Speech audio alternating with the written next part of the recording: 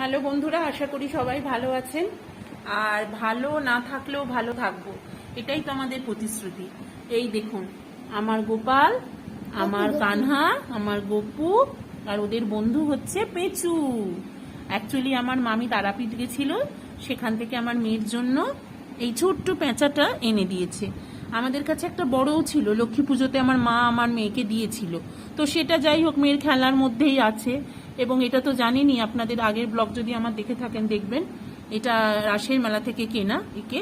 তো আর এই যে ছোট্ট সোনা কিছুদিন আগে আমার কাছে এসেছে, ঠিক আছে।